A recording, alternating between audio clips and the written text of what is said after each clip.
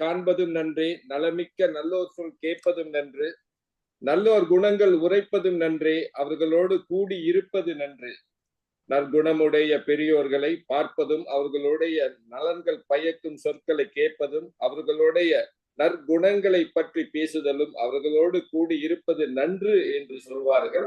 இது பெண்பால் புலவர்களுடைய கருத்து. அந்த சிந்தனையோடு இதோ நித்தம் ஒரு முத்தாக மலர்ந்துவிட்டது நமது ஞாயிறு பேச்சு. புன்னகையுடன் தொடங்குவோம். இன்றைய நாள் நாம் அனைவருக்கும் ஒரு வெற்றி பூக்களாக மலர்ந்திருக்கும் என்று நான் நம்புகின்றேன். ஒரு தனி மனிதன் எழுச்சி அடைய வேண்டும், முன்னேற்றம் அடைய வேண்டும், அவர் சார்ந்திருக்க துறையில் ஒரு சாதனை புரிய வேண்டும் என்ற உயர்ந்த நோக்கத்தில் கடந்த மார்ச் 2020 அன்று மக்கள் நல்வாழ்வு குழு இந்த ஞாயிறு பேச்சை தொடங்கியது. மக்கள் நல்வாழ்வு குழுவை மிக சிறப்பாக மேற்பார்வை செய்து கொண்டிருப்பவர் நமது நாடறிஞர் தன்னம்பிக்கை தளபதி நமது ரேகோ சார் அவர்கள். அவருக்கு வேலை நான் நன்றியையும் பாராட்டியும் தெரிவித்துக் கொள்கின்றேன். இது எல்லாம் எப்படி நடந்தது என்று நான் எண்ணுகின்ற பொழுது அதுக்கு முதல் காரணம் மக்களான நீங்கள் தொடர்ந்து அளிக்கக்கூடிய அந்த ஆதரவு தான் காரணமாக இருக்கிறது. அது மட்டும் இல்லாமல் இந்த பிரபஞ்சம் திரு ரேகோ அவர்களுக்கு கொடுத்த ஆசீர்வாதம் என்றுதான் சொல்ல வேண்டும். காரணம் ஒரு 5 ஆண்டு காலமாக வாரந்தோறும் ஒரு சிறந்த தலைப்புல ஒரு சிறந்த பேச்சாளரை தேர்வு செய்வது சாமானிய விஷயம் கிடையாது. ஆகல இதை தொடர்ந்து செய்து வருகிறதுக்கு காரணம் அதனால்தான் நான் சொன்னேன், இந்த பிரபஞ்சமும் கொஞ்சம் உதவி புரிகிறது என்று சொன்னேன். மக்களான நீங்கள் கொடுக்கிற ஆதரவு உங்களுக்கும் இவ்வேளையில் நான் நன்றியை தெரிவித்துக் கொள்கின்றேன். நிகழ்ச்சி ஒருங்கிணைப்பாளராக வளம் வந்து கொண்டு இருப்பவர் சித்யாவானை சேர்ந்த சகோதரி துர்கா தேவி அவர்கள்.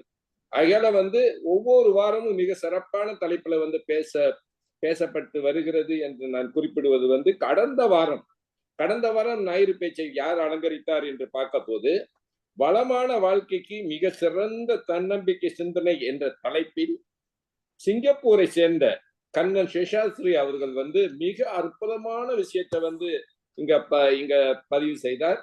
கேட்டவங்க நிச்சயமாக பயனடைவார்கள் என்ற நம்பிக்கை எனக்கு இருக்கு.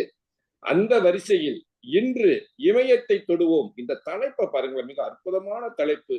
இமயத்தை தொடுவோம் என்ற தலைப்பை தேர்வு செய்து கொடுத்திருக்கார்கள். இன்றைய பேச்சாளரை பத்தி சில விஷயம் நம்ம சொல்லிதான் ஆகணும். அப்பதான் இந்த நிகழ்ச்சிக்கும் அவருக்கு கொஞ்சம் பெருமை. அவரை பத்தி ஒரு சின்ன ஒரு அறிமுகம். இவர் கடந்து வந்த பாதையோ முள்ளும் கல்லும் சகதிகளும் நிறைந்த பாதை என்று சொன்னால் அது மிக இல்லை. பல வேலை தடங்களில் அவர் பயணித்தவராக இருந்தாலும் இப்பொழுது அவர் நிலையாக பயணித்துக் கொண்டிருப்பது காப்புறுதித்துறை. அவர் சார்ந்திருக்க துறையில் அவர் சிறப்பாக செய்து கொண்டிருக்கிறார் என்று சொன்னால் அது தவறு. அவர் மிக மிக சிறப்பாக செய்து கொண்டிருக்கிறார் சொல்ல வேண்டும். ஏன்னா நான் பக்கத்துல இருந்து பார்த்து கொண்டிருக்கிற வேண்டிய அடிப்படையில் அவர் மிக மிக சிறப்பாக செய்து கொண்டிருக்கிறார். ஒரு முன் உதாரணமாக செயல்பட்டு கொண்டிருக்கிறார் என்று சொல்வதுதான் சரி. 5 நாட்களுக்கு முன்புதான் அவர் ரோம் நாட்டிலிருந்து திரும்பி வந்தார்.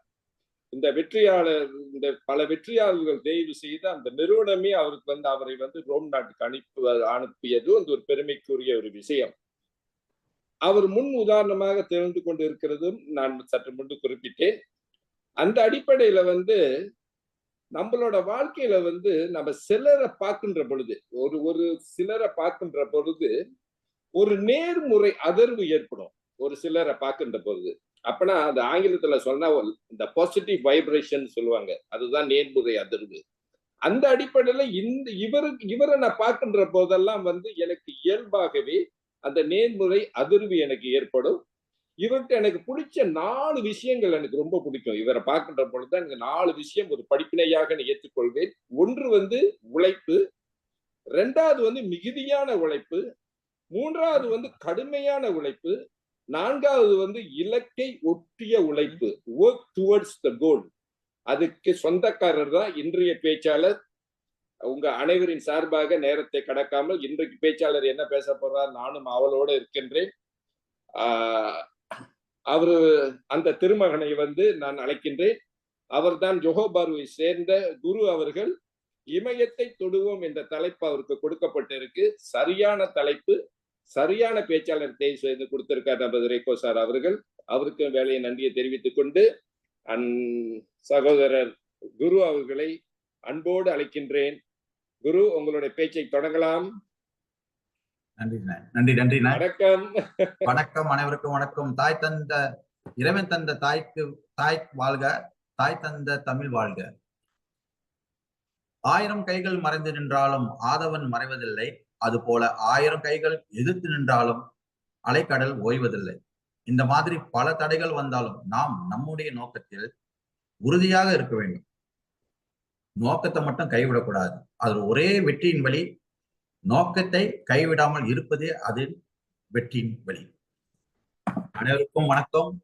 எனக்கு இந்த இடத்துல ஒரு பங்களிப்பு கொடுத்திருக்காக திரு ரேகோ சார் அவர்களுக்கும் அண்ணன் மலையண்ணன் அவர்களுக்கும் நன்றி. இங்க வந்திருக்கும் அனைவருக்கும் நன்றி. என்ன இந்த இடத்துல உனக்கும் சில திறமைகள் இருக்கு, அதை ஒழிக்காம நீயும் முயற்சி பண்ண வேண்டும் என்று என்னோட தோழி பிரேமாவுக்காகவும் நன்றி. நான் குரு, நான் ஜோஹர் மாநிலத்திலிருந்து பேசுறேன். உங்களை அனைவரும் காண்பதற்கு ரொம்ப நன்றி. சந்தோஷமாவும் இருக்குது. ஓகேங்களா? இது என்னோட இந்த பிளாட்ஃபார்ம்ல இது முதல் பேச்சியாக இருக்கிறது. தொழில் சம்பந்தப்பட்டதாக இருந்தா நல்லா இன்னும் வேகமா பேசிடுவேன், அது சில பேருக்கு தெரியும். இது கொஞ்சம் முன்னப்பண்ணா இருந்தாலும் இத என்னோட அனுபவத்தை நான் பகிர்ந்துக்க போறேன். அத நான் அனுபவம் சொல்லுவேன், அதை என்னுடன் அனுபவித்த அனுபவம், என் வாழ்நாளில் கடந்து வந்த அனுபவங்களை, உண்மை சம்பவங்களை நான் உங்களோட பகிர்ந்துக்கிறேன். ஓகே, நான் கிடால பிறந்தேன். கிடால என் குடும்பத்துல 7 பேரு. அக்கா ஆக கடைசி தங்கை, நான் 4வது பிள்ளையாக பிறந்தேன். என் அப்பா எஸ்டேட்ல ஒரு தண்டலாக வேலை செஞ்சாரு, அம்மா மரம் வெட்டுற வேலை செஞ்சாங்க. நாங்க வறுமையில தான் இருந்தோம். அந்த காலகட்டத்துல பாத்தீங்கன்னாக்கா ஏறத்தாழ 300 வெள்ளி ஒரு சம்பளம் வரது ஒரு பெரிய விஷயம். கண்டிப்பா நிறைய பேருக்கு தெரியும். எஸ்டேட்ல மரம் வெட்டுற காலத்துல அந்த இடத்துல ஒரு சட்டை நாங்க போடணும்னா கூட எங்க அண்ணன் போட்டு, சின்ன அண்ணன் போட்டு எங்க கிட்ட வரதுக்கு வருஷங்கள் இருக்கும். பட் இப்போ அப்படி இல்லை, எல்லாருக்கும் ஈஸியா கிடைக்குது. ஆனா அப்படி இருந்தாலும் குடும்ப ஒத்துமையும் சரி, இன்ன வரைக்கும் எங்களோட சகோதர ஒற்றுமைகளும் சரி பலமாக இருந்தது. அதுவே ஒரு காரணமா இருந்திருக்கும் போல. எனக்கு இன்னும் அதை எப்படி இன்னும் சொல்லணும்னு தெரியல. அந்த அளவுக்கு வறுமையும் இருந்தது, சந்தோஷமா இருந்தது. அதுதான் எங்களை நல்ல வழிகளையும் வளர்த்து எங்களை இவ்வளவு தூரத்துக்கு இந்த வாழ்க்கையை கொடுத்த எங்க தாய் தந்தைக்கும் நன்றி சொல்றேன். நான் கடந்து வந்த பாதையை பார்த்தீங்கன்னா அவ்வளவு ஈஸி இல்லை. என்ன பட்ட அனுபவத்தை நான் சொல்றேன். நான் இஸ்ரேல்ல என்ன எஸ்பிஎம் படிப்பு முடிச்ச கேட என்னோட நண்பர் சொன்னாரு, சிங்கப்பூருக்கு வந்தா நம்மளோட கஷ்டம்லாம் தீரும், சம்பளம் ரொம்ப பெருசா இருக்கும் அப்படின்னு சொல்லி. அப்ப சிங்கப்பூர்னாவே என்னன்னு தெரியாது. அப்ப அவங்க சொல்றாங்களே சொல்லிட்டு நான் அவங்க கூட வந்துட்டேன். கொஞ்ச நாள் என்ன செஞ்சாங்க, வேலை கிடைக்க கொஞ்சம் தாமதமானதும் எல்லாரும் விட்டுட்டு போயிட்டாங்க. ஆனா நான் போல. எனக்கு எப்போதுமே ஒரு வெறி இருக்கும், ஆரம்பிச்சத முடிச்சிடணும். அது சிறு வயசுல இருந்து வீட்டுல சொல்லி கொடுத்த அந்த ஒரு விஷயம் தான் அப்பா எப்போதும் பகிர்ந்து. ஒரு விஷயத்த நீ நம்பிட்டினா கடைசி வரைக்கும் நம்பிடு. கடைசி வரைக்கும் நீ நம்பினாதான் அந்த விஷயம் உனக்கு சாதகமா அமையும். நம்பிக்கை இடையில விட்டுறாது. சூழ்நிலை 1000 சொல்லும். சூழ்நிலை 1000 உன்கிட்ட சொல்லி உன்னை தடுக்கும். ஆனா அந்த சூழ்நிலைக்கு பதில் நீ என்ன செய்யணும், உன்னோட குறிக்கோளை கடைசி வரைக்கும் நம்பிக்கையோட முடிக்கிறது அப்படின்னு. அந்த நேரத்துலதான் எனக்கு படுக்க தூங்குறது கூட இடம் இல்லாம ஒரு பஸ் ஸ்டேஷன், ஜோஹர்ல இருக்கிறவங்களுக்கு தெரியும், மர்லின் டவர் சொல்லுவோம். அந்த பஸ் ஸ்டேஷன்ல ஏற்கால ஒரு 15 நாள் படுத்திருந்தேன். சாப்பிட கூட வழி இல்லாம நான் படுத்திருந்தேன். மலைகள் மழை வர நேரத்துல என்ன செய்வேனாக்கா, அட்டைப்பொட்டி தூக்கிட்டு ஓடி போயிட்டு அந்த மர்லின் டவர் நடப்பாதையில படுத்திருப்பேன். இது ஆரம்பத்துல இருந்த என்னோட நண்பர்களுக்கு எல்லாம் நிறைய தெரியும். சிங்கப்பூருக்கு போனாதான் ஒரே வாழ்க்கை மாறும்னு சொல்லிட்டு எப்போதும் அந்த கடலை போய் பார்த்துக்கிட்டு அந்த கஸ்டம்ல தாண்டறதுக்கு கூட தைரியம் இல்லை. அங்க போனா எல்லாம் இங்கிலீஷ்ல பேசுவாங்க, பயங்கரமா இருப்பாங்க, நம்ம என்ன பண்ண போறோம்னு. ஒரு நாள் ஒரே ஒரு விஷயம் தான் தோன்றுச்சு. அந்த பயத்தை, அந்த அச்சத்தை தூக்கி வச்சேன். அதுல இருந்து எனக்கு பயம்ன்ற ஒரு விஷயத்த உள்ளுக்கு நான் வைக்கவே இல்லை. எதிர்த்து துணிஞ்சு நான் போனேன், எதுவுமே தெரியாம போனப்ப தற்செயலா என்னோட பழைய நண்பரை பார்த்தேன். அவர் மூலமா வேலை கிடைச்சது. சிங்கப்பூர்ல கிரைண்டிங், அப்ப கப்ப வேலையில கிரைண்டிங் சொல்லுவோம். அதை வெல்டிங் பண்ணி முடிஞ்சு அந்த இடத்துல கிரைண்ட் பண்ணுவாங்க. அதை சுத்தம் செய்து திருப்பியும் அந்த ஒரு வேலையை வந்து சாப்பாட்டு நேரத்துல ஒரு 5 நிமிஷம் 10 நிமிஷத்துக்குள்ள சாப்பிட்டுட்டு அந்த கிடைக்கிற ஒரு அரை மணி நேரம் பிரேக்லயே இந்த வேலையும் பழகிக்கிட்டு வாழ்க்கை மாறும், இன்னும் முன்னேறலாம்னு சொல்லிட்டு நான் ஆரம்பிச்சு நான் போயிட்டு இருக்கும் போது தான் வருமானங்கள்லாம் வர ஆரம்பிச்சது. குடும்ப பாரங்கள் எல்லாம் நம்ம எடுக்கணும்ல, அந்த குடும்ப சுமைகள்லாம் வந்து தெளிவுபடுத்தி நான் தாண்டி வந்தேன். அந்த நேரத்துல தான் அங்க ஒரு வயதான சீனவர், அவர்கிட்ட யாருமே வேலை செய்ய முடியாது. அது ஏன் நான் சொல்றேன்னாக்கா, இதெல்லாம் வந்து ஒரு உயிரோட்டமா என்னோட கடைசி நாள் வரைக்கும் என் கூட நான் சேமிக்க வைத்த ஒரு பொக்கிஷம். அவங்களோட நட்பு, அந்த காலகட்டம் நடந்த நிகழ்வு இது.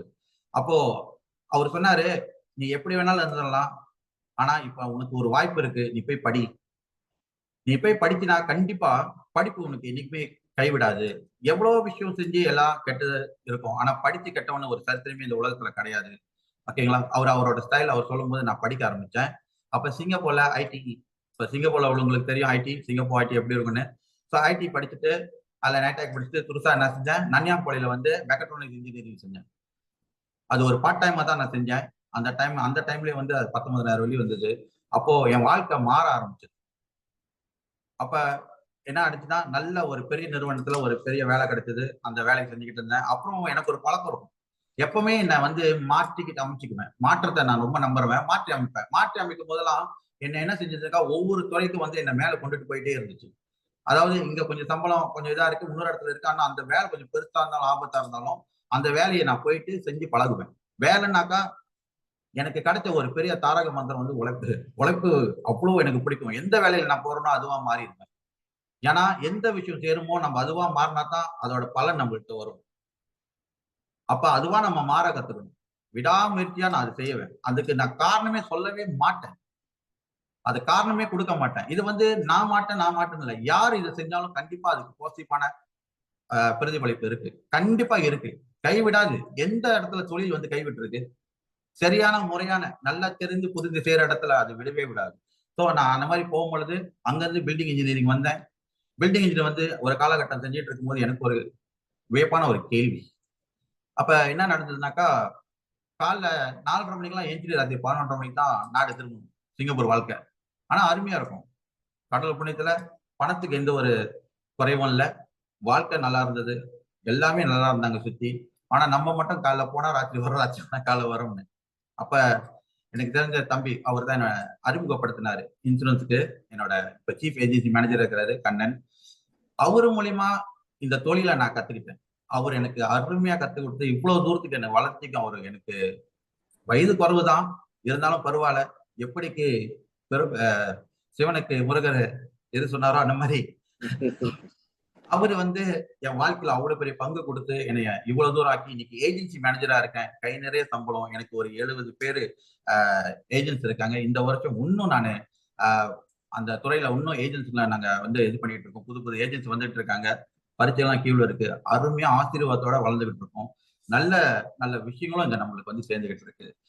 இப்ப என்ன, இப்ப உள்ள விஷயங்களை பார்த்தா இன்னும் நாங்க எப்படி போறோம்னாக்கா, வர காலகட்டத்துல நாங்க வந்து சீஃப் ஏஜென்சி மேனேஜருக்கு கோல் எடுத்திருக்கிறோம். கண்டிப்பா இன்னும் வர காலத்துல இன்னும் ஒரு வருஷத்துல நாங்க 2 வருஷத்துல அதை முடிச்சிருவோம். அந்த ஹையஸ்ட் பொசிஷன் ஆஃப் த தெரியும் இன்சூரன்ஸ்ல வந்து சீஃப் ஏஜென்சி மேனேஜர். அது எடுக்கிறது சாதாரண விஷயம் இல்ல. நினைக்கிறேன் கடலை கூட வத்தி எடுத்துடலாம். அனுபவம் உள்ளது போகும்போது அவ்வளவு போக போக இன்னும் ஆழமா போகுது. அப்ப அதோட ஞானம் வந்து எங்களுக்கு இன்னும் பத்தல. இன்னும் நாங்க அதை எதிர்நோக்கி போயிட்டு இன்னும் கத்துக்கிட்டு அது கூட போயிட்டு இருக்கோம். கூடிய சீக்கிரம் அதை எட்டி பிடிக்கிற இடத்துக்கு வந்துட்டோம். இப்ப நம்ம தலைப்பே பார்த்தா கூட பாருங்க, இமயத்தை வெற்றி கொள்ளலாம், வெற்றி கொள்வோம் அப்படின்னு சொல்லி ஒரு விஷயத்த கொடுத்திருக்காங்க தலைப்பா. இமயம் ஒரு மலை மேல ஏறும்போது அது சாதாரண விஷயமா? ஒரு மலை மேல ஏறணும், அந்த உச்சியை தொடர்றது சாதாரண விஷயமா? சொல்லுங்க பார்ப்போம். இந்த கல்லை பிடிச்சி ஏறும் பொழுது நல்லா உறுதியா இருக்கும். பிடிச்சி காலை வச்சு ஏறும்போது கல் உடச்சிக்கும். அந்த பக்கம் ஒரு கயிறு தான் நம்மள பிடிச்சிருக்கும். அந்த கயிறை மாத்தி இந்த பக்கத்து ஒரு காலை வச்சா அந்த கல்லு சின்னதா தான் இருக்கும். பரவாயில்ல காலை வச்சா அது கொஞ்சம் தாங்கிக்கொள்ளும், மேல தள்ளும். அந்த பாதைய பாருங்க, நம்பி வைக்கிற இடமும் சரி, நம்பாம வைக்கிற இடமும் சரி, அது கவனமா செஞ்சு செஞ்சு போறப்ப அவ்வளோ பெரிய வெற்றியை கொடுக்குது. சிகரத்தை போய் நிக்க வைக்கிறது மேல உச்சியில. சரிங்களா? சோ இப்ப நாங்க பண்ற ஒரு விஷயமும் அதேதான். எந்த இடத்துலயும் நான் சொல்ல வேண்டியது ஒண்ணுதான். உழைப்பு.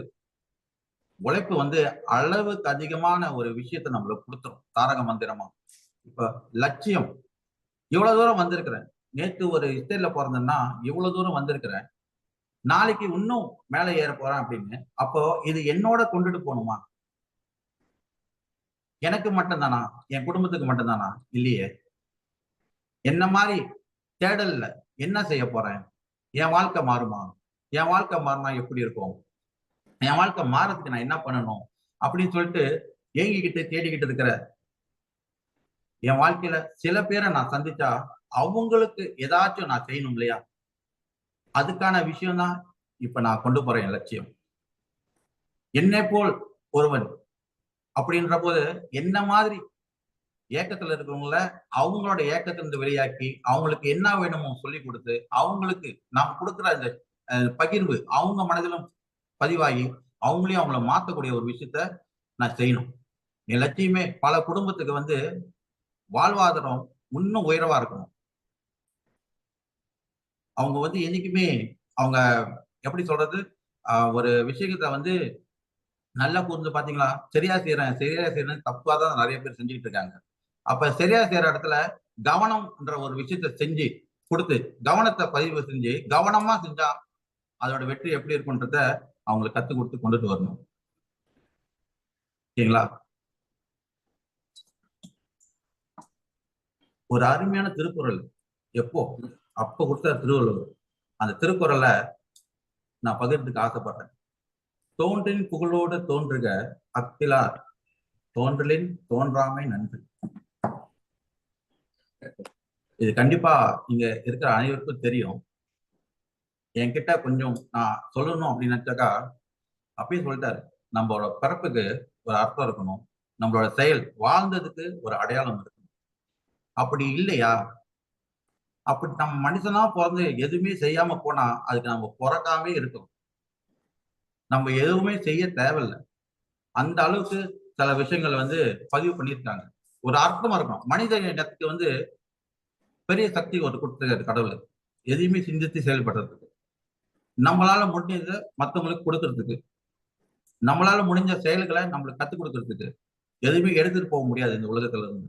அப்ப அது செஞ்சா நம்மளோட மறைவுக்கு பின்னாடியும் பல தலைவர்களை பார்த்திருப்போம் இல்லையா?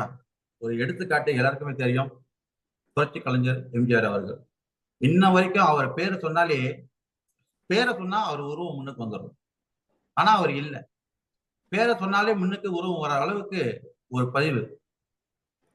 உலகத்துல எங்க இருந்தாலும் சரி இந்த 3 எழுத்து கொண்டு வந்துடும். அதே மாதிரி நம்ம வாழ்க்கையில நம்ம இல்லைனாலும் நான் எப்பவும் என் தோழி வீட்டுல சொல்லுவேன், என்னோட ஏஜென்ட் சொல்லுவேன், ஆங்கிலத்தில் சொல்லுவேன், my absence is my presence.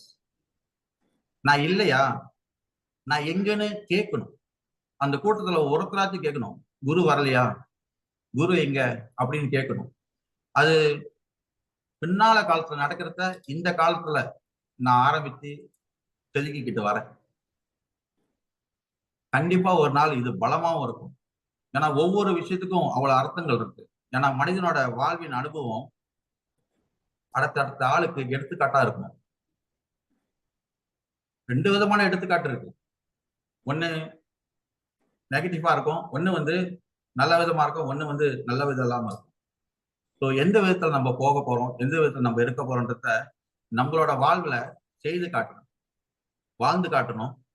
நம்மளுக்கு கொடுக்கப்பட்ட கடமைகளை கடைசி வரைக்கும் நல்லபடியா செஞ்சு முடிச்சு காட்டணும். இதுவே என்னோட பகிர்வு. என்னோட பகிர்வு ரொம்ப ஷார்ட்டா இருந்தாலும் என்னோட அனுபவத்தை தான் ஷேர் பண்ணியிருக்கிறேன். கண்டிப்பா ஏதோ ஒரு விஷயம் உங்களுக்கும் அணித்தரமா பகிர்ந்திருக்கும். நன்றி அலைண்ணா. நன்றிண்ணா. அதுக்குள்ள முடிச்சிட்டீங்க. பார்க்க போனா உங்களுக்கு நம்ம வந்து கொடுத்த நேரம் வந்து ஒரு 1 மணி நேரம் பேசக்கூடியது. இன்னும் ஏதாவது பேசலாமே. அதான் ஒன்னும் பேசலாம். நல்ல ஃப்ளோல நீங்க போய்கிட்டு இருக்கீங்க. நல்ல ஃப்ளோல போய்கிட்டு இருக்கீங்க. சரி, இப்ப வந்து என்னன்னா உங்களுடைய கடந்து வந்த பாதையை நீங்க சொன்னீங்க. உங்களுடைய எதிர்காலத்தை வந்து நீங்க எப்படி நிர்ணயிக்க போறீங்க அதை கொஞ்சம் டச் பண்ணீங்க. உங்களுடைய வாட் இஸ் யுவர் கிளியர் கோல், அதை மட்டும் கொஞ்சம் பேசுங்க. உங்களுடைய கிளியர் கோல் அடுத்த கட்டத்துக்கு நீங்க அது நீங்க எப்படி கொண்டு போக போறீங்க? ஏன்னா நான் பக்கத்துல இருந்து பார்க்கின்ற அளவுல வந்து எனக்கு மகளுக்கு நிகரான கனகேஸ்வரி இன்னைக்கு வந்திருக்காங்களா இல்லையா தெரியல. நான் அவங்கள இது பண்ணுவேன். அதாவது அவங்கள பார்க்கும்போது எனக்கு ரொம்ப மகிழ்ச்சியா இருக்கும். காரணம் அவங்களும் சிங்கப்பூர்ல வந்து வேலை செஞ்சு உங்களோட தூண்டுகோல்ல ஒரு நம்பிக்கையை நீங்க ஊட்டி அவங்க வந்து இப்ப முழு நேரமா ஒரு வருஷத்துக்கு 10 பேருக்கு 100 பேருக்கு வந்து அவங்க ஆயுள் காப்புறுதி பாதுகாப்பை கொடுக்கறாங்க. இது சாதாரண விஷயம் இல்லைங்க. நம்ம விற்பனை இல்லை. அந்த 100 குடும்பத்தை காவுந்து பண்ற அந்த உயர்ந்த எண்ணம் வந்து சகோதரி கனகேஸ்வரிக்கு வந்தது எப்படி? ஏன்னா அதெல்லாம் உங்களுடைய தூண்டுகோல்.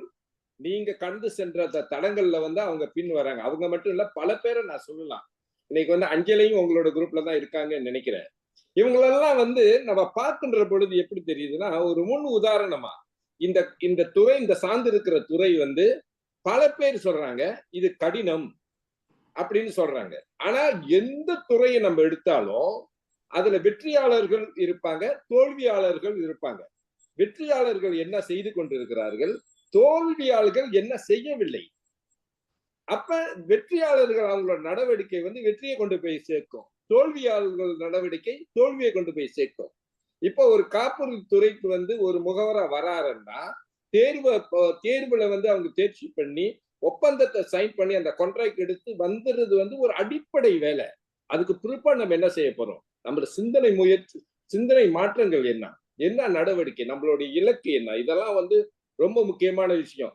மீட்டிங்கே வரமாட்டேன், நான் வந்து ஆபீஸ் பக்கத்தே வரமாட்டேன், ஆனா எனக்கு வெற்றி மட்டும் வேணும் அப்படின்னா ஆகாயத்துல கோட்டை கட்டுற விஷயம். இதை ஒட்டி கொஞ்சம் சொல்லுங்க பாப்போம். ஆமாண்ண, ரொம்ப அருமையான ஒரு விஷயம் தான். ஓகே, என்ன நான் சொல்றேன்னாக்கா, எதுக்காக ஒரு விஷயத்துக்கு வரன்றத நல்லா தெரிஞ்சுக்கணும். இப்ப ரொம்ப பேர் வியாபாரம் செய்யணும்னு ஆசைப்படுவாங்க. எப்படி தெரியுமா ஆசைப்படுவாங்க? இப்ப திடீர்னு அவரோட நண்பர் ஒருத்தரை பார்ப்பாங்க. ஒரு 5 வருஷத்துக்கு முன்னுக்கு அவர் சாதாரணமா இருந்திருப்பாரு. திடீர்னு பார்த்த ஒரு மாற்றம் வச்சுக்கலாம், ஒரு பெரிய காடியில வந்து இறங்கிட்டாரு. என்ன செய்யற அப்படி? அவங்களுக்கு என்ன மாத்தணும், இது செஞ்சா அப்படி ஆயிரலாம், இது செஞ்சா அப்படி ஆயிரலான்றது ஒரு பக்கம் இருந்தாலும் உண்மையிலேயே அதை செய்யறதுக்கு என்னென்ன இருக்குன்றத தெரிஞ்சுக்க மாட்டாங்க. நீங்க பாருங்க, நார்மலா ஒருத்தர் கேட்டாங்க, பெரும்பாலும் பேர் சொல்லுவாங்க, இப்ப நான் இண்டஸ்ட்ரியில இருக்கிறத கேட்பேன், சில பேர் சொல்லுவாங்க எனக்கு வந்து பிசினஸ் பண்ண ஆசை. நீங்களே பார்த்திருப்பீங்க, பிசினஸ் பண்ண ஆசை அப்படி சொன்னாக்கா, நான் வந்து ஒரு லோரி வாங்கணும்னு ஆசைப்படுறேன் அப்படின்னுவாங்க. லோரி பிசினஸ் செய்யணும்னு. ஏன்னா ஒருத்தர் லோரி வச்சு பல லோரி வாங்கி போயிட்டு இருக்காரு அப்படின்னு சொல்லுவாங்க. சில பேர் சாரி பட் சொல்றேன், பிரைடல் செய்யறதுக்கு இந்த மாதிரி ஆசைப்படுறேன்னு சொல்லுவாங்க. ஆனா இதெல்லாம் சரியான ஒரு வியாபாரம் தான், நான் இல்லைன்னு சொல்ல மாட்டேன். ஆனா செயல்முறைன்னு வரும்போது அதுக்குள்ள அந்த வியாபாரத்துக்குள்ள போகும்பொழுது அந்த வியாபாரமா அவங்க மாறணும்.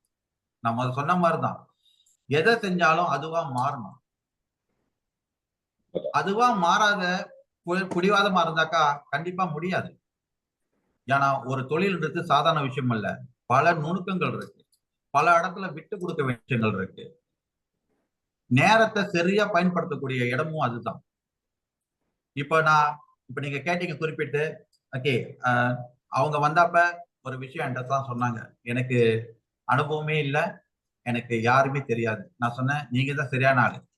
அப்போ ஒவ்வொரு விஷயத்தையும் தான் நான் சொல்லும் போது அவங்கள்ட்ட ஒண்ணுதான் சொல்லுவேன், நீங்க எதுவா செய்றீங்களோ அதுவா மாறணும். உங்களோட தொழில் என்னன்னு தெரியணும். நீங்க தெரிஞ்சு புரிஞ்சு செய்யற ஒவ்வொரு காரியமும் உங்களுக்கு ஃபெயிலியர் ஆக்காது. உங்களை கண்டிப்பா தோல்வியில கொண்டு போய் விடவே விடாது. நல்லா தெரிஞ்சு புரிஞ்சு செய்யணும். அதாவது கடின உழைப்பெல்லாம் முடிஞ்சு போச்சுன்னா இப்ப கவனமான உழைப்பு. எது செஞ்சாலும் கவனமா உழைக்கணும், கவனமா செய்யணும். இந்த கவனம்ன்றது சாதாரண வார்த்தை இல்லைன்னா, நல்லா நடந்துகிட்டு இருக்க நம்மளுக்கே வலிக்கி விடுவோம். யானைக்கும் அடி சறுக்குன்னுவாங்க, யானைன்னா அடி சறுக்குற மாதிரியா இருக்குது. அப்ப அந்த மாதிரி ஒரு விஷயங்களா இருக்கு. அப்போ கவனமான ஒரு செயல் இருக்கணும் தொழில்ல. அதை விட முக்கியம் என்னன்னா, கொடுக்கப்பட்ட விஷயங்களை செய்யும் பொழுது உங்களோட இப்ப லீடர், இப்ப நாம இருக்கோம்ல, அவங்க கூட நல்லா பகிர்ந்துக்கணும்.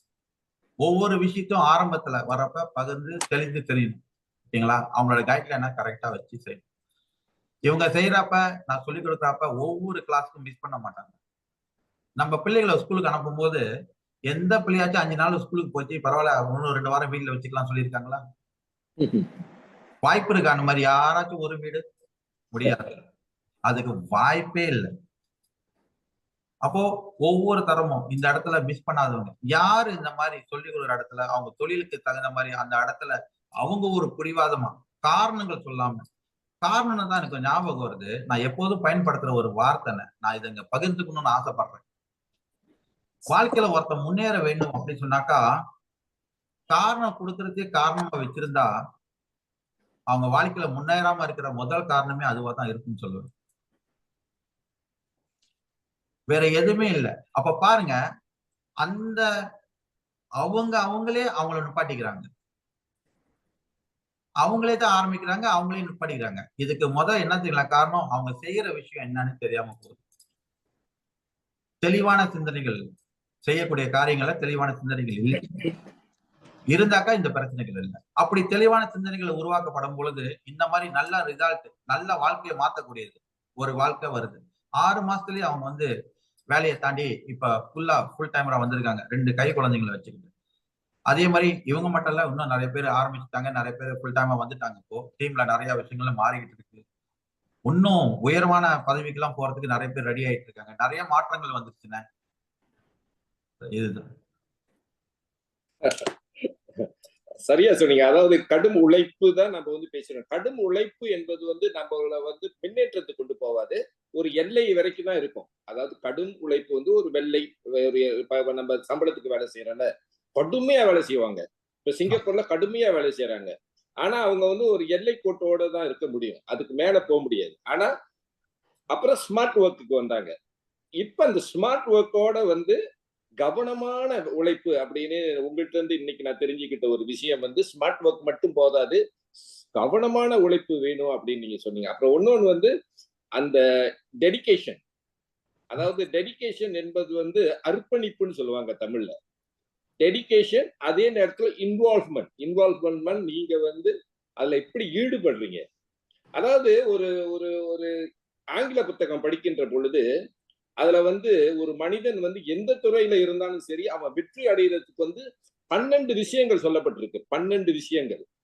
அதுல வந்து 12வது இடத்துலதான் வெற்றி என்று ஒண்ணு இருக்கு. ஆனா அந்த 12 விஷயத்துல இருந்து ஒரு 3 விஷயத்தை வெளியே எடுக்கிறாங்க.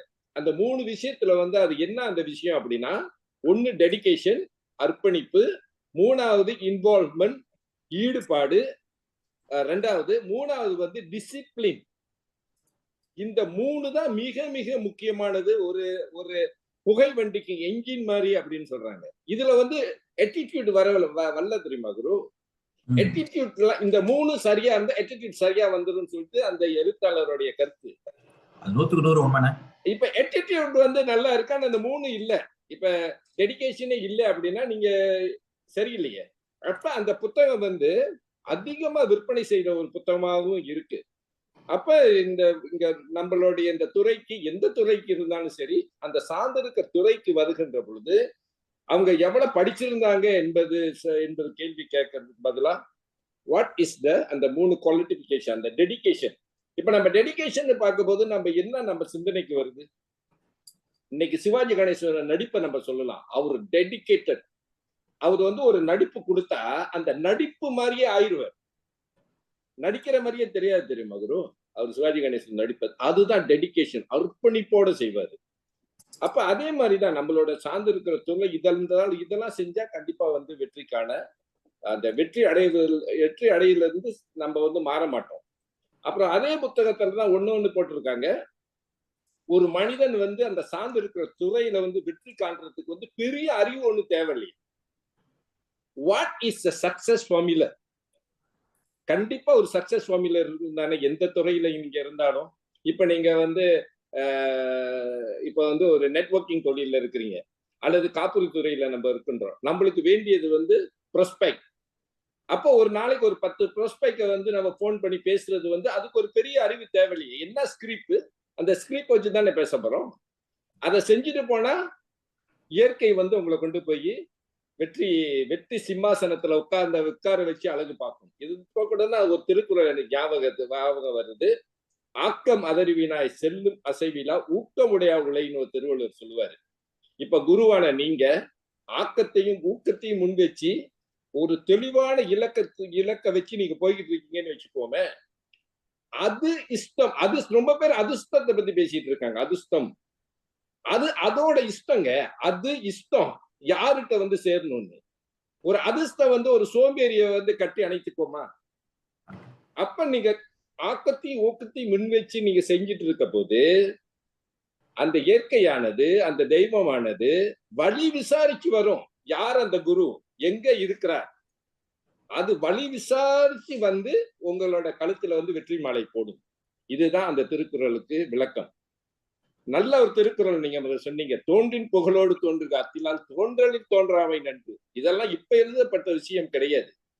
2050 வருஷத்துக்கு முன்ன எழுதப்பட்ட விஷயம். நிறைய விஷயங்கள் வந்து திருவள்ளுவர் எழுதியிருக்காரு. இன்னைக்கு ஆங்கில ஆங்கில எழுத்தாளர் வந்து திருக்குறளை ஒட்டி எழுதாத புத்தகம் இல்லைங்க. இன்னைக்கு வந்து நெப்போலியன் ஹில் எழுதின அந்த திங்க் அண்ட் க்ரோ ரிச் எத்தனை திருக்குறள் அங்க வந்து மறைஞ்சி இருக்கு தெரியுமா? இன்னைக்கு எண்ணிய எண்ணியாங்கு எய்துவர் எண்ணிய திண்ணியராக பெறின் என்ற ஒரு திருக்குறள். இததான் வந்து நெப்போலியனின் கையாண்டு இருக்காரு. Whatever your mind believe and conceive it will grow.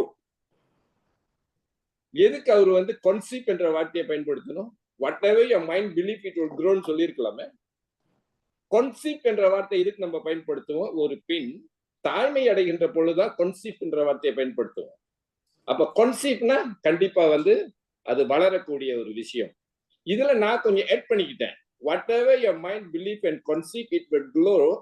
Hyder it can be positive or negative. அப்ப நிறைய விஷயம் பேசுறீங்க. ஆக இன்னைக்கு வந்து நம்ம 30க்கு அதிகமான 40க்கு அதிகமான பேர் வந்திருக்காங்க.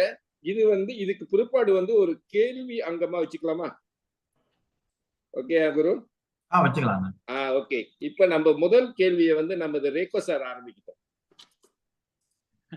மலையா உள்ளபடியே கேள்வி ஒரு பக்கம் கேள்விகள் இருந்தால் நாம் கேட்போம் குரு அவர்கள் சொல்லுவார்கள்.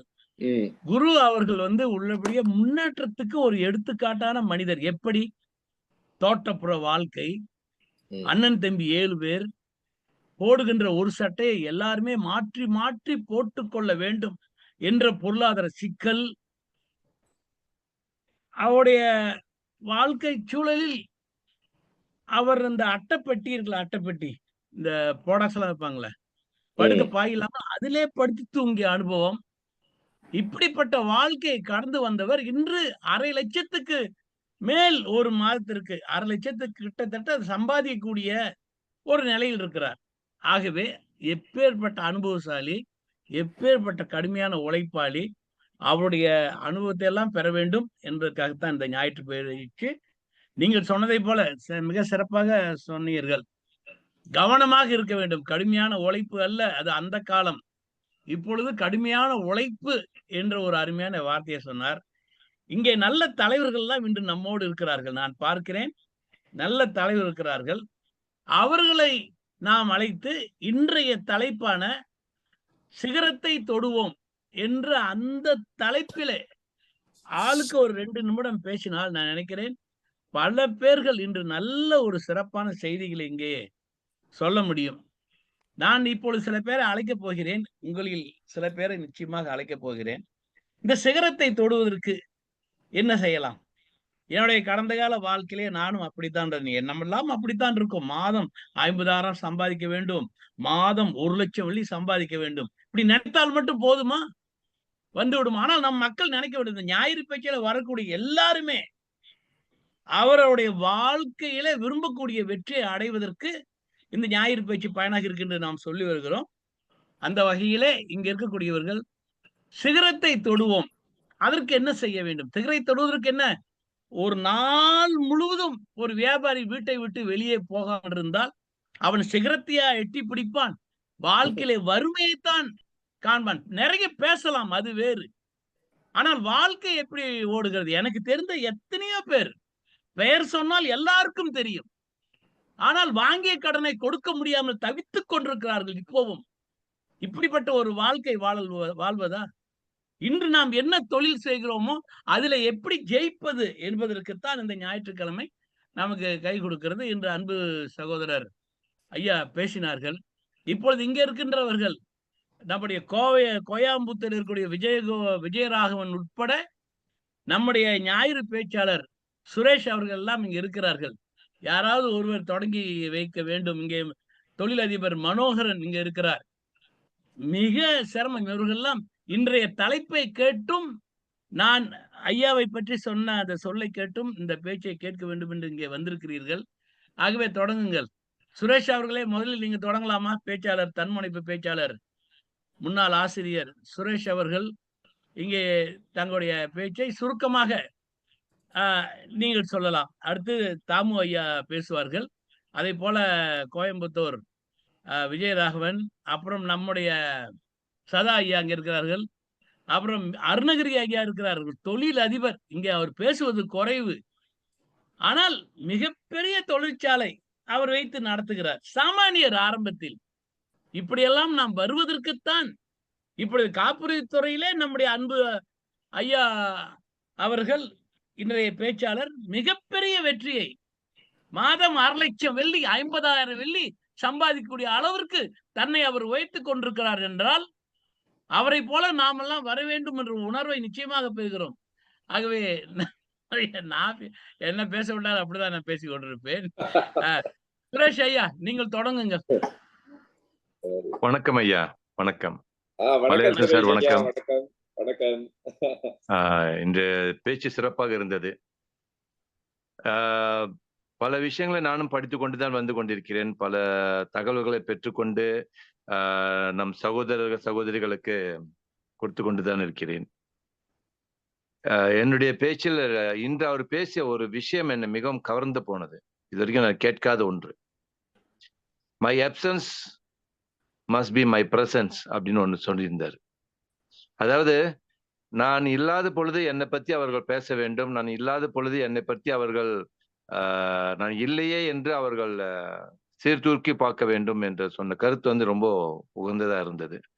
நான் எங்கெல்லாம் இப்பொழுது அதை பற்றி நான் யோசித்து கொண்டிருக்கிறேன்.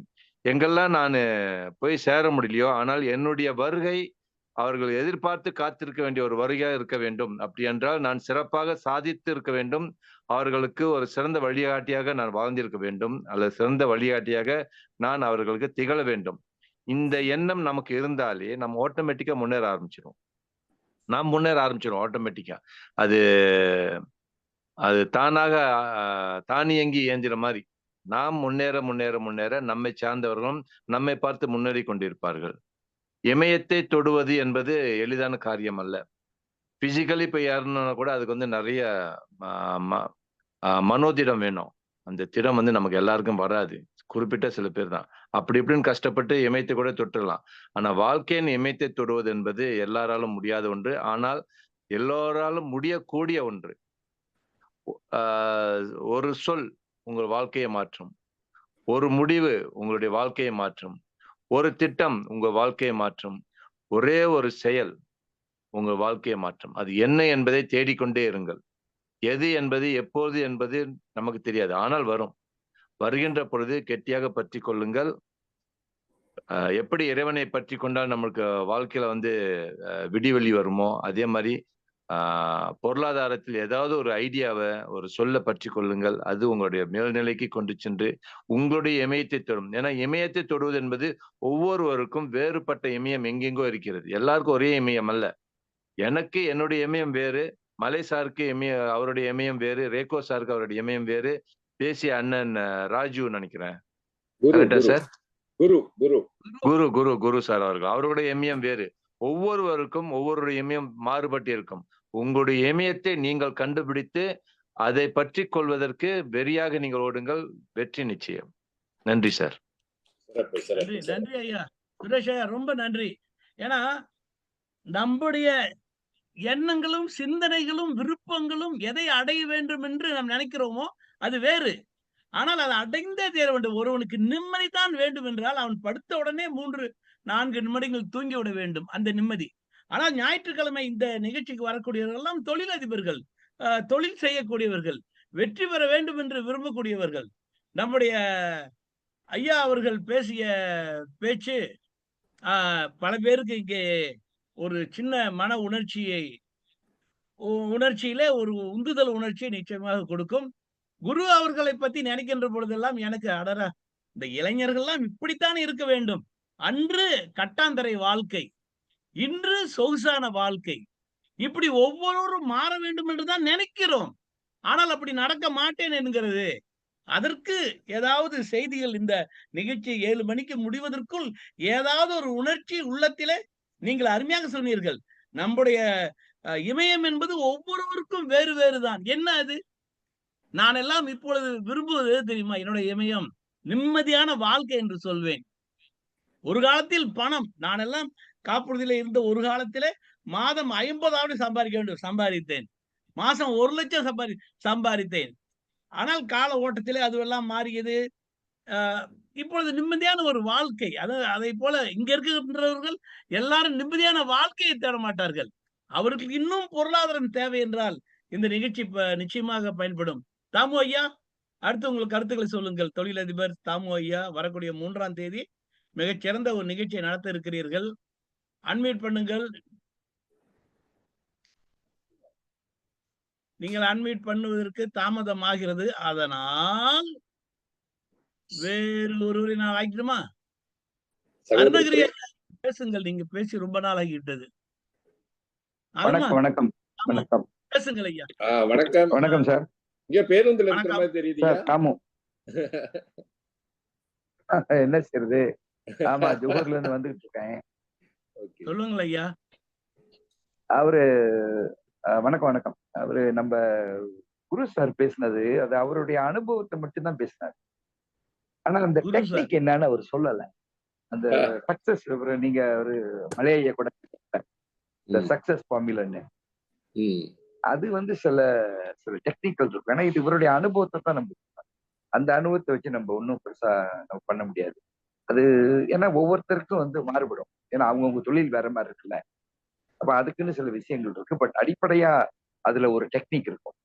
அவரு நம்ம இப்ப ரேக்க சொன்ன மாதிரிதான் வாழ்க்கையோட அடிப்படை தேவை என்னன்றது முக்கியம். எல்லாரும் பணம் அப்படின்றாங்க. ஆனா அவர் சொன்னது வந்து வேற விஷயம். அதாவது சந்தோஷம் சொன்னாரு. அதாவது வாழ்வதற்கும் பொருள் வேண்டும், வாழ்விலும் பொருள் வேண்டும். வாழ்வதற்கு பொருள் வேணும். ஆனா வாழ்வில பொருள் இல்லைன்னா அப்புறம் நம்ம சம்பாரிச்சு புண்ணியம் எல்லாம் போச்சு. அதனால இந்த விஷயத்த நம்ம கவனிச்சோம்னா என்ன பொறுத்த வரைக்கும் அதுதான் என்னுடைய இமயம். சந்தோஷமா மகிழ்ச்சியா இல்லை அப்படின்னா என்ன பணம் இருக்கோ அது வாய்ப்புகள் இல்லை. ஆனா நிறைய பேர் அதை கோட்டை விட்டுருக்காங்க. பணம் இருக்கிற நிறைய பேர் சந்தோஷமா இல்லைன்றது தெரியும். ஸோ அப்ப இது ரெண்டையும் நம்ம சேர்த்துதான் நம்ம பார்க்க வேண்டியது. இருந்தாலும் அவருடைய பேச்சுல வந்து கவனமாக உழைக்க வேண்டும் என்று சொன்ன ஒரு விஷயம் நம்ம யோசிக்க வேண்டிய விஷயம். எப்படி கவனமா உழைக்கிறது? நிறைய பேர் உழைக்கிறாங்க தான். ஆனா கவனமா உழைக்காத காரணத்தினாலதான் அவங்க அந்த இமயத்தை அடைய முடியலன்றத அவர் சொன்னாரு. நன்றி ஐயா, வாழ்த்துக்கள். நன்றி, வணக்கம். நன்றி தாமு ஐயா. உள்ளபடி ஒரு மனிதனை மாற்றி அமைப்பதற்கு ஒரு சொல் போதும். இப்பொழுது நீங்கள் சொல்கிறீர்கள் ஐயா, குரு ஐயோட பேச்சில கவனமாக உழையுங்க என்று சொன்னார். உள்ளபடியே நம் போன்ற வியாபாரிகள் எல்லாம் நினைத்து பார்த்தால் காலையில இருந்து இரவு வரப்போகிறது. இன்று நம்முடைய தொழிலிலே என்ன செய்தோம்? கவனமாக இருந்தோமா?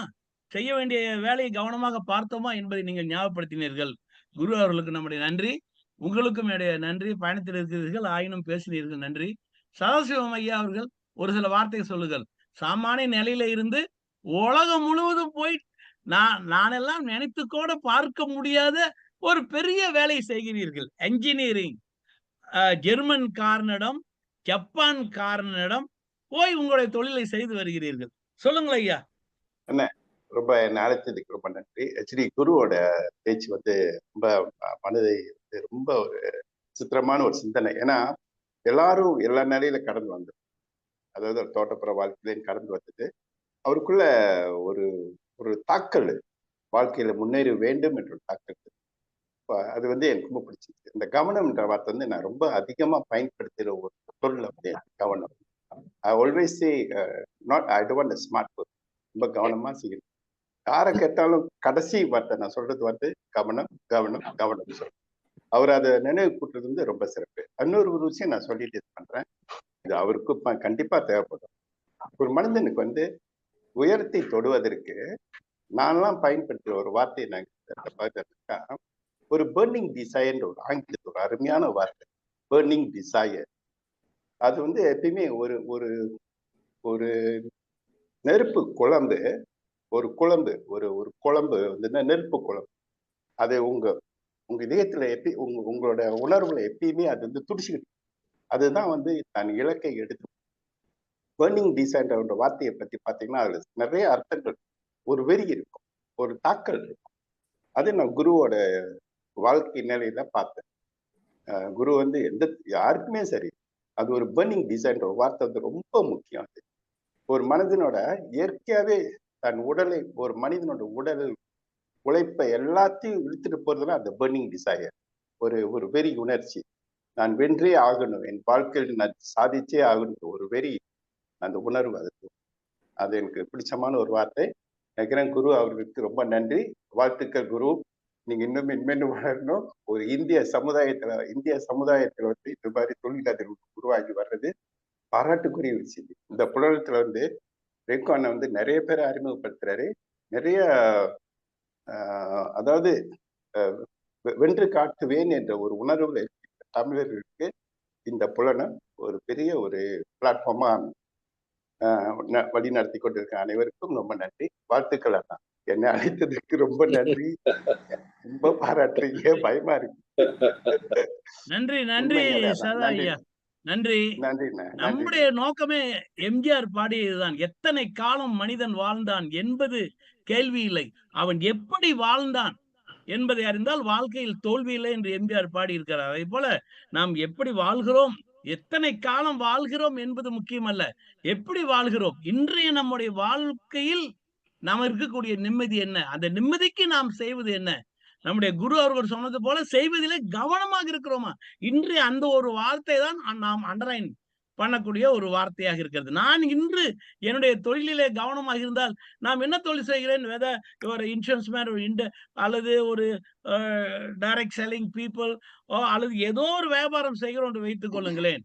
இன்று நம்முடைய தொழிலிலே கவனமாக இருந்தோமா, காலையிலே ஒரு 5 பேரை அழைத்தோமா, அவரிடம் நம்முடைய பொருளை பற்றி பேசினோமா, தோல்விகளை சந்தித்தோமா என்றெல்லாம் சிந்தித்து பார்த்தாலே நாம் கவனத்துக்கு ஆளாகி விடுகிறோம். நன்றி சதா ஐயா. அருணகிரி ஐயா இருக்கிறீர்களா? இருக்கிறீர்கள், நீங்கள் பேச முடியுமா? எப்படி இந்த அளவுக்கு நீங்கள் ஒரு சிறந்த தொழில் அதிபராக மாறினீர்கள் என்பதை பற்றி சொன்னால் இங்கே மற்றவர்களுக்கு அந்த ஒரு உத்வேகம் ஏற்படலாம். அருணகிரி ஐயா,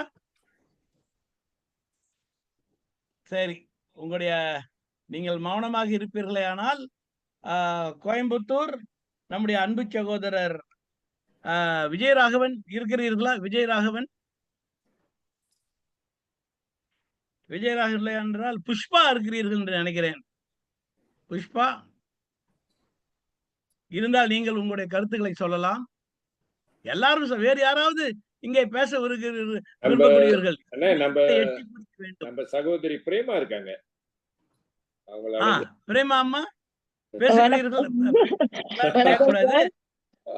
பேசுங்கள். வணக்கம். வணக்கம். வணக்கம். இன்னைக்கு நம்மளோட மிஸ்டர் குரு வந்துட்டு சிகரத்தை தொடுவோம் தலைப்புல வந்துட்டு ரொம்ப அருமையான ஒரு பேச்ச பேசியிருந்தாரு. எனக்கு ரொம்ப ஆச்சரியமா இருந்துச்சு. அவரு நல்ல தமிழ்ல ரொம்ப அழகா பேசியிருந்தாரு. எல்லாமே காரணம் வந்துட்டு நீங்களும் மலை அண்ணனும் தான். இன்னைக்கு எங்களை அறிமுகப்படுத்தினதுக்கு இந்த இடத்துல பாத்தீங்கன்னா நீங்களும் மலை அண்ணன் தான். அது எங்களுக்கு ரொம்ப சந்தோஷமான விஷயம். நீங்க பாத்தீங்கன்னா ஒரு சின்ன பதிவு மட்டும் நான் ஷேர் பண்ணிக்கிறேன்.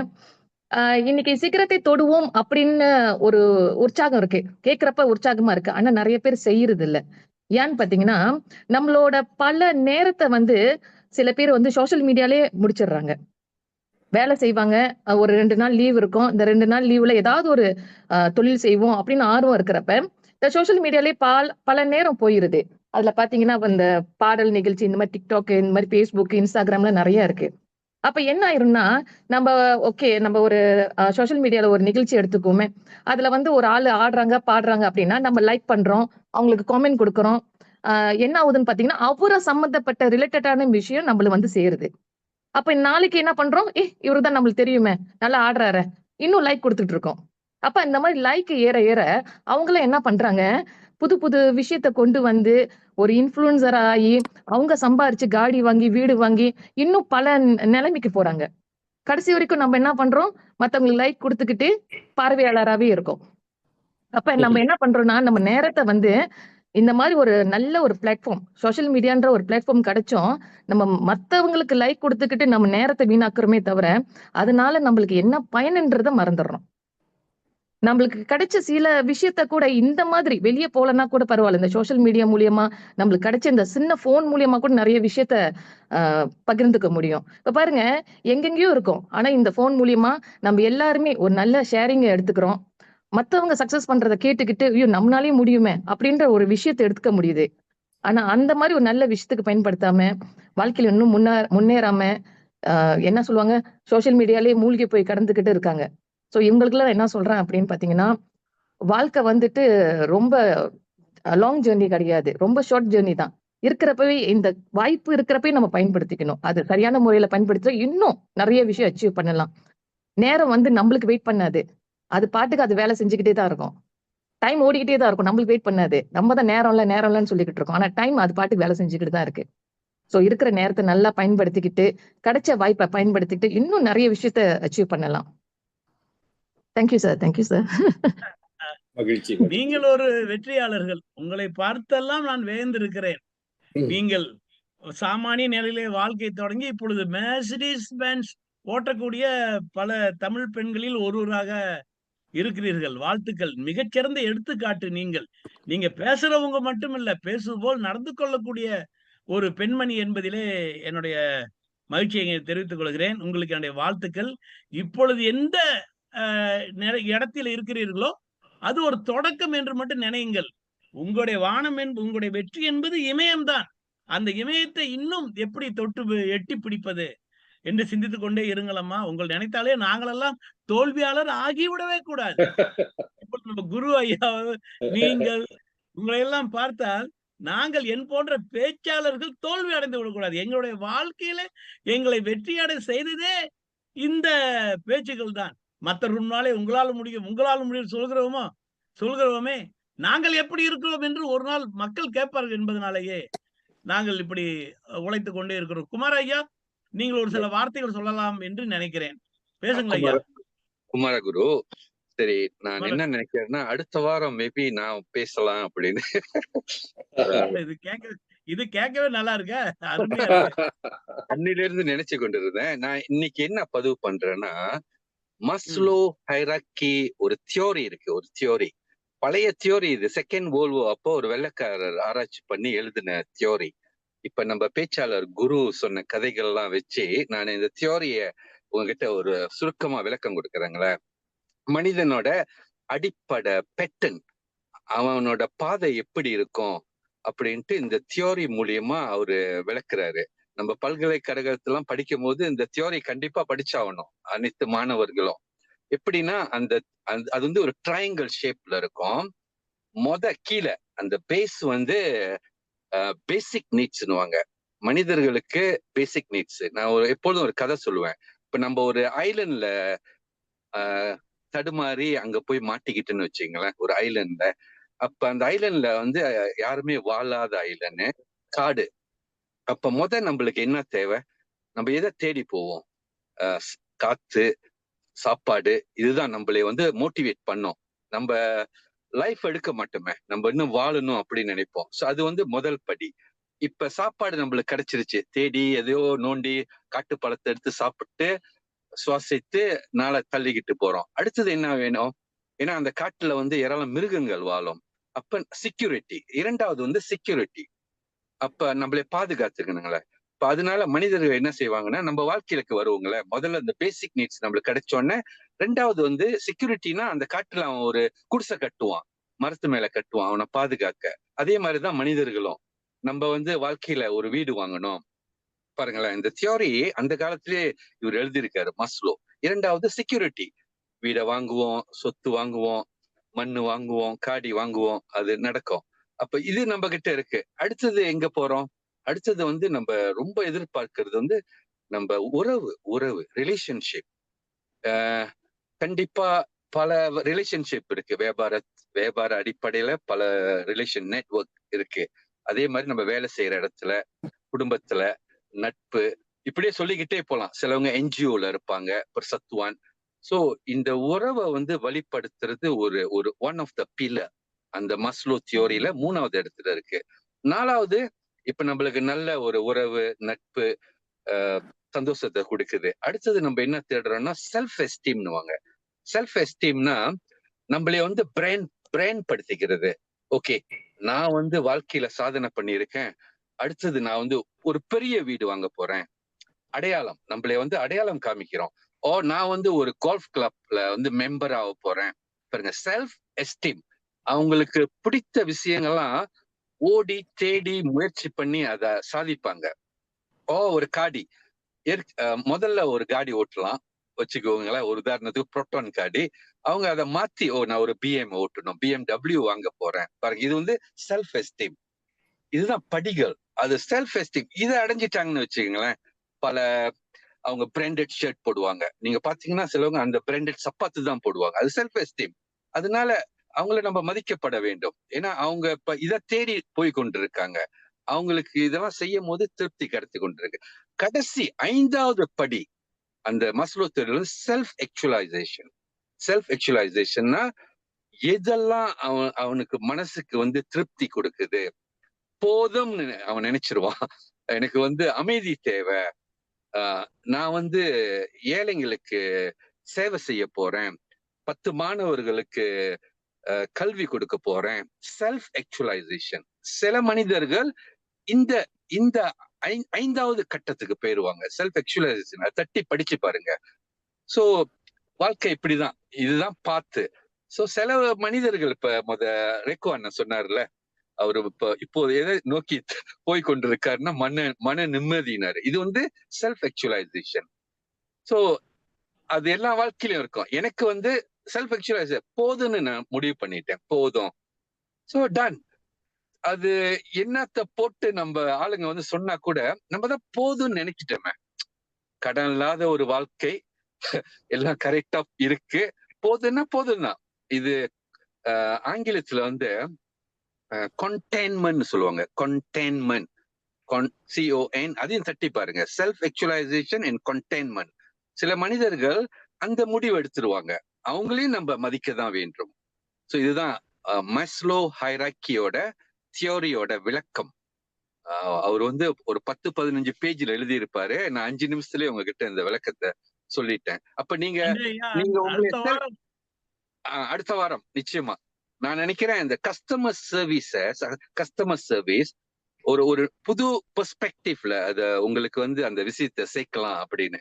என்னோட 30 வருஷம் பயணத்தை எந்த மாதிரியான கஸ்டமர்ஸை நான் ஆயில் அண்ட் கேஸ் இண்டஸ்ட்ரியில இருந்து, பிளான்டேஷன்ல இருந்து, காப்புத்துறையில இருந்து பல இண்டஸ்ட்ரியில இந்த கஸ்டமர் சர்வீஸை எப்படி நம்ம டெக்கல் பண்ணி ஒரு வின்னர் ஆகலாம், நம்மளுக்கு சாதகமா சில விஷயத்த சாதிக்க முடியும். இதை என்னால வந்து என் அனுபவத்தை வச்சு உங்ககிட்ட வந்து ஒரு புக்காவே எழுதியிருக்கேன். உங்ககிட்ட வந்து அதை சேர்க்கிறேன்னு நம்ம டீம் கூட. அடுத்த வாரம் ரொம்ப ஆர்வத்தோடு காத்து கொண்டிருக்கிறோம் குமர் ஐயா. சரி, நீங்கள் எவ்வளவு சிறந்த பேச்சாளர் என்று சதாசிவம் அவர்கள் அடிக்கடி சொல்லுவார்கள். ஆகவே அடுத்த வாரம் ஞாயிற்றுக்கிழமை உங்கள் பேச்சுக்கு ஆர்வத்தோடு காத்து கொண்டிருக்கேன். என்ன தலைப்பு என்று நீங்கள் சொல்லுங்கள். நன்றி. அடுத்து இப்பொழுது நவனி அவர்களுடைய இறுதி குறுகிய பேச்சோடு நம்முடைய மலை ஐயாவிடம் நிகழ்ச்சி ஒப்படைப்போம். நவனி, இருக்கிறீர்களா? ஒரு சில வார்த்தைகள். அனைவருக்கும் வணக்கம் ஐயா. வணக்கம். வணக்கம் நவனி, எப்படி இருக்கீங்க? ரொம்ப நல்லா இருக்கிறேன். சிறப்பு. இன்றைய ஞாயிறு பேச்சு குரு அவர்களுடைய பேச்சு எல்லோரையும் சிந்திக்க வைத்த ஒரு பேச்சாகவே அமைந்தது. அது மட்டுமல்ல, அவர் சுருக்கமாக பேசினாலும் வீரியம் நிறைந்த பேச்சாகவும் இருந்தது. அதை தொடர்ந்து பேசிய ஒவ்வொருவருமே இந்த சிகரத்தை தொடுவதை பற்றி நல்ல சிந்தனைகளை கொடுத்தது இந்த நிகழ்ச்சியின் சிகரமாக அமைந்தது. எப்பவுமே சிகரம் தொடுவது என்றால் தான் சார்ந்த தொழிலில், தான் சார்ந்த துறையில் சிகரத்தை தொட வேண்டும் என்று நினைத்தாலே போதும், சிகரத்தை தொட்டு விடலாம். தான் சார்ந்த தொழில், அது விளையாட்டாக கூட இருக்கலாம். சச்சின் டெண்டுல்கர் கிரிக்கெட்டில் சிகரத்தை தொட்டார். சிவாஜி கணேசன், கமலஹாசன் எல்லாம் வந்து நடிப்பு துறையில் சிகரத்தை தொட்டார். அதுபோல அவரவர் இன்னைக்கு வந்து சாதாரண சமையல் செய்யறவங்க கூட அவங்களுடைய தொழில சிகரத்தை தொட்டு இன்னைக்கு பெரிய செலிபிரிட்டி ஆயிருக்காங்க. இன்னைக்கு விளம்பரத்துல எல்லாம் பார்த்து இந்த கரையை போக்குறதுக்கு 7 நாள் கரை கூட போயிரும் அப்படின்ற விளம்பரத்துக்கு இந்த சமையல்காரரை, செலிபிரிட்டியா இருக்கிற சமையல்காரரை வந்து விளம்பரம் கொடுக்கிற செலிபிரிட்டியா மாத்திருக்காங்க. அப்போ நாம சார்ந்த தொழிலில் சிகரத்தை தொட வேண்டும் என்றால் சிகரத்தை தொட வேண்டும் என்று முதலில் நாம் நினைக்க வேண்டும். நினைத்தாலே போதும். அதை அடுத்து அதை சார்ந்த அடுத்தடுத்த நகர்வுகளுக்கான அந்த சிந்தனை வந்துடும், ஐடியா எல்லாமே வந்துடும். அந்த நேரத்துல செயல்ல இறங்கும் போது நம்ம சிகரத்தை தொடுவதற்கான ஒவ்வொரு படிகளும் தென்படும் படிகளில் எல்லாம் சிறப்பாக நம்ம செயல்பட்டா அடுத்தடுத்த படிகள் நம்ம வெற்றியை நோக்கி கொண்டு போயிடும். சிகரம் என்பது உச்சி, அந்த தொழிலில் உச்சியை தொடணும், அவ்வளவுதான். எல்லாமே சிந்தனை, செயல், இது ரெண்டும் சிறப்பா இருந்தா நிச்சயமா வெற்றி அடையலாம். எண்ணங்கள் சீரா இருந்தா எல்லாமே நடக்கும்.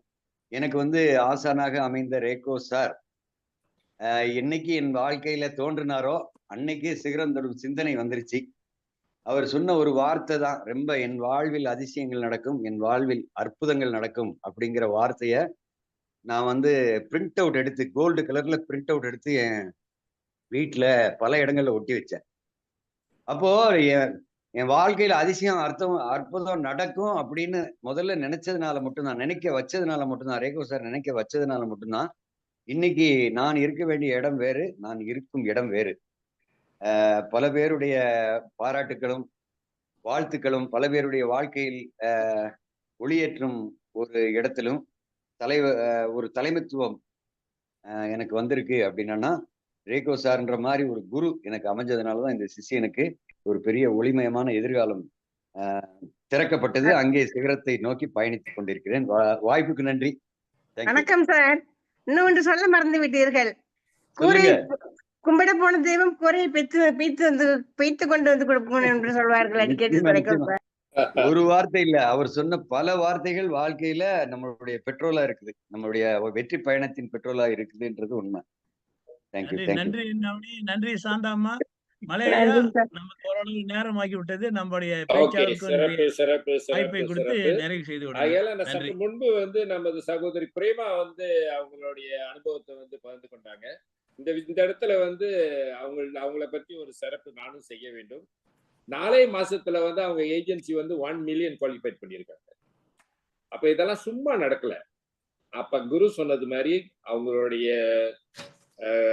அவங்க எடுத்த வேலையில கவனம் செலுத்தினதாலதான் இந்த 4 மாசத்துல வந்து அவங்க $1 மில்லியன் ஏஜென்சியா வந்து உருவாக்குனதுக்கு காரணம் வந்து இதுதான். இந்த நேரத்துல வந்து நம்ம அனைவரின் சார்பாக நம்ம சகோதரி பிரேமா அவங்களுக்கு நம் வாழ்த்துக்களையும் பாராட்டுகளையும் தெரிவித்துக் கொள்வோம். ஓகே, அது ஒரு விஷயம். ஒண்ணு நம்மளுடைய சகோதரி கனகேஸ்வரி இங்க இருக்கிறாங்கன்னு நினைக்கிறேன்.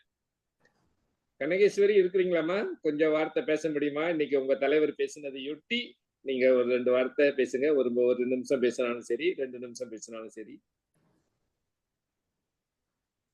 கனகேஸ்வரி இருக்கிறாங்களா? இருக்கிறத பார்த்தேன். அப்படி இல்லை என்றால் சரி, நம்ம இன்னைக்கு இமயத்தை தொடுவோம் என்ற தலைப்புல வந்து குரு வந்து மிக அற்புதமா பேசியிருந்தாரு. ஆனா நம்ம குருவை விடுற பாடா இல்ல. காரணம் வந்து இன்னைக்கு அவர் வந்து கடந்து வந்த பாதையை பேசினாரு. அடுத்தது இவருக்கு ஒரு தலைப்பு கொடுக்கணும். இமயத்தை தொடுவோம், சார்ந்திருக்க துறையில் நீங்க என்ன நடவடிக்கை செய்தா நீங்க உங்களுடைய இலக்கை நீங்க வந்து சேருவீங்க. அது வந்து நம்மளுக்கு வந்து ஒரு நல்ல உதாரணமா இருக்கும். வாட் இஸ் த ஆக்டிவிட்டி செஞ்சா, ஏன்னா நீங்க வந்து கடுமையா வந்து வீட்டை விட நீங்க தொழில்ல தான் ரொம்ப கடுமையா இருக்கிறீங்க. சில நேரம் ரொம்ப நேரம் கடந்து நீங்க வீட்டுக்கு போறீங்க. அதெல்லாம் வந்து உங்களுக்கு கிடைச்ச ஒரு பொக்கிஷம் தான் சொல்ல வேண்டும். அதாலதான் உங்களோட வெற்றி. ஆகையால வந்து உங்களோட அடுத்த ஸ்பீச் வந்து இமயத்தை தொடுவோம் பார்ட் 2 செயல்முறை. வாட் இஸ் த ஆக்டிவிட்டிஸ், அது இருந்தா பலருக்கு நன்மையாக இருக்கும். இன்னைக்கு வந்து தோட்டப்புறத்துல இருந்து பறந்து வளர்ந்த நீங்க மட்டும் இல்ல. இன்னைக்கு நம்ம ரேகோ சார் எடுத்துக்கோமே, அவரு வந்து சாதாரண வந்து தொடக்க நில பள்ளி தான். அவரு வந்து சுங்கா ஏரியால ஒரு தோட்டப்புறத்துல வளர்ந்து படித்து, அப்புறம் இங்க தலைநகருக்கு வந்து ரோட்டோரம் புல்லடித்து காய்கறிகள் வித்து காப்புறுதிக்கு போயிட்டு அவருடைய 1 மாச சம்பளம் நான் நேரடியா அவர்கிட்ட கேட்டு அறிந்த ஒண்ணு, 1 லட்சம் வெள்ளிக்கு மேல சம்பாதிக்கிறாரு. எப்படி வந்து ஒரு தோட்டப்புறத்தில் பிறந்த ஒரு மனிதர், எவ்வளவா கல்வி அறிவு இல்லாத மனிதர், எப்படி வந்து தன்னம்பிக்கை மட்டும் கையில் எடுத்து 1,00,000 வெள்ளி சம்பாதிச்சார். உங்களை போல, குருவை போல. அதனால நம்ம நிகழ்ச்சி இன்னைக்கு வந்து பயனாக இருந்தது. நம்ம முடிக்கிறதுக்கு முன் ஒரு சில வார்த்தைகள் நம்ம குருட்ட இருந்து.